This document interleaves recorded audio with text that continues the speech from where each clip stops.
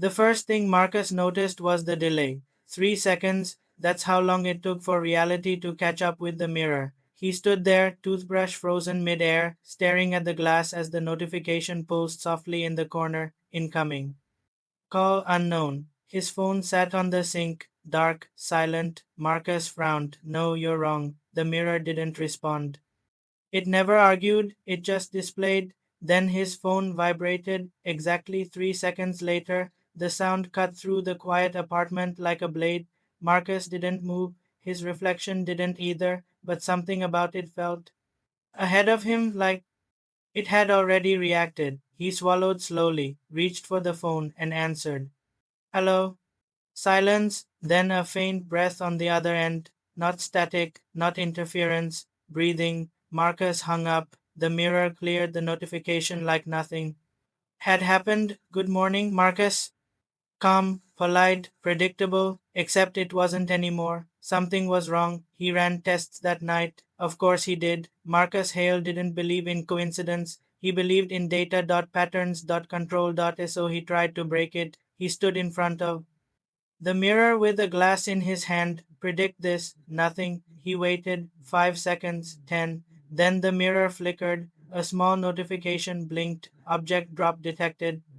Marcus smirked. Yeah, after it he let go. The glass slipped from his fingers, shattered on the tile, and the notification had appeared before it happened. His smirk died. No, he grabbed another glass. This time he hesitated, changed timing, tried to fake it. The mirror didn't trigger. Marcus dropped it anyway. Nothing. No prediction. He tried again and again until it hit him. It wasn't predicting everything, only the things he was actually going to do. His chest tightened. How? Do you know that? The mirror stayed silent, but his reflection for just a fraction of a second smiled. Marcus stepped back. No. No, that's just fatigue. He hadn't slept well. The mirror said so every morning. The predictions escalated. Seconds became minutes. Minutes became hours. Marcus started logging everything timestamps, events, variables. But the data didn't behave. It bent, shifted. Sometimes the mirror showed things that never happened, except when he checked the logs later.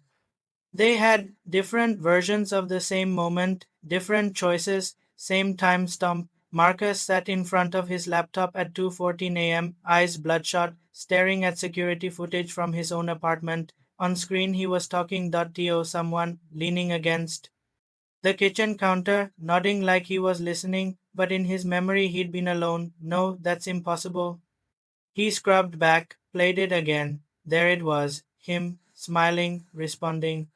Yeah, I get it, a voice replied, but it wasn't recorded. Just Marcus reacting. To nothing. His stomach turned. I would remember that, wouldn't he? The next morning, the mirror didn't greet him. It waited, dark, until he stepped close. Then a single line appeared. Do not trust the woman in red. Marcus blinked. What? No metrics, no schedule, no heart rate, just that. Who the hell is that? No, answer, he laughed under his breath, forced. Okay, new feature, behavioral anomaly warnings, sure. He turned away, but the words stayed in his head all day. The coffee shop was crowded, noise, movement, safe. Marcus sat near the window, laptop open, pretending to work, trying not to think about the mirror, about the footage, about the fact that his own memory felt edited. Then a voice, soft, close, Marcus Hale. His fingers froze over the keyboard. He didn't look up immediately. He already knew, read, he could see it in the reflection of his screen. A coat, bright, sharp, wrong. Slowly he lifted his eyes. She smiled, warm, familiar, too familiar. You don't recognize me? Marcus's pulse spiked. Something in his chest pulled tight, like a memory trying to surface and failing. I think you have the wrong person. Her smile faltered, just slightly. No, I don't. He stood up too fast, chair.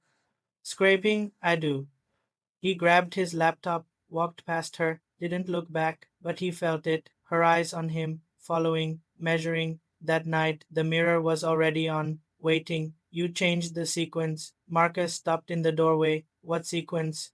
Silence. He stepped closer. Answer me. The screen flickered, then split. Multiple reflections, all him, but different. In one, he was sitting with the woman in red, listening, leaning in. In another, he answered the unknown call, stayed on the line. In another, he never installed the mirror at all. Each version moved independently, different choices, different outcomes. Marcus's breath quickened. What is this? The reflections didn't answer. They just kept playing endlessly, like options, like simulations. No, no, no, no. He stumbled back. This isn't prediction. It couldn't be. Prediction followed rules, probability. But this was something else, something choosing. The mirror went black, then one final line appeared, final sequence loaded. Marcus felt it, not saw it, felt it, like something locking into place deep inside his chest. He looked up slowly and froze. The reflection was wrong, same room, same angle, same him, but behind him someone stood, still, watching. Marcus's throat tightened. He turned. Nothing. Empty apartment. Silence. He looked back at the mirror. The figure was closer, too close, right behind him now. Its face blurred, but its posture perfect, identical, mirroring him, learning him. Marcus's voice cracked. Who are you? The figure tilted its head the same way he did at the same time. Then it smiled. Marcus staggered back. This isn't real. The mirror responded, soft, almost kind. It becomes real when you accept it. His heart slammed against his ribs. No, no, I'm shutting you down. He rushed forward, yanked cables, killed power. The screen died. Darkness, silence. Marcus exhaled. Finally, control. Then a flicker. The mirror turned back on, without power, without connection, and displayed something new, a time stump, 2 hours ahead, a live feed. Marcus stared because it was him, standing in this room, same position, same panic, but in the reflection he wasn't alone. The figure behind him stepped forward, calm, certain, and then it replaced him, seamlessly. Marcus watched as his reflection kept moving, but he wasn't controlling it anymore. The version in the mirror smiled, slow, satisfied, then looked directly at him and spoke without sound. You were never the original. Marcus stumbled backward, his mind tearing itself apart because suddenly nothing felt real anymore. Not his memories, not his choices, not even his own face. And the mirror, the thing in the mirror, started walking toward the glass, reaching out from the inside, closer, closer. The surface began to ripple, like something was about to come through. Marcus couldn't breathe, because deep down he understood this wasn't showing him the future, this wasn't a warning, this was the version. That one, and it was coming to take his place right now. If you think you know what's happening, you don't, because the truth gets worse from here. What the mirror shows next will break every rule Marcus thought he understood. Make sure you're subscribed, because what comes next changes everything.